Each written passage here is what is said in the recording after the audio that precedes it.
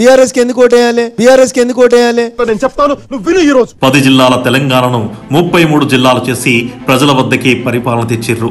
రోజుకు 7 గంటలే ఉండే విద్యుత్తును 24 గంటలు సరఫరా చేసిర్రు. రాష్ట్రంలో 26 మెడికల్ కాలేజీలు కట్టిర్రు.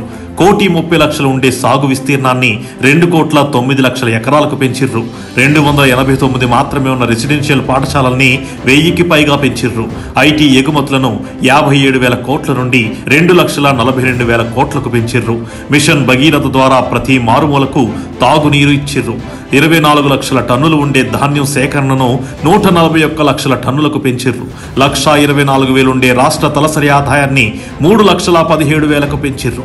సామాన్య మధ్యతరగతి ప్రజలకు ముందెన్నడూ లేని సంక్షేమ ఫలాలందించిర్రు.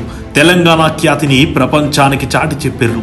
ఇలా చెప్పుకుంటూ పోతే మాటల్లో చెప్పలేనంత అభివృద్ధిని చేసి చూపించిర్రు. చాలా ఇంకేమైనా కావాలా? కేవలం 2 ఎంపీలు ఉన్నప్పుడే ఢిల్లీలో కొట్లాడి తెలంగాణ తెచ్చిండు కేసీఆర్.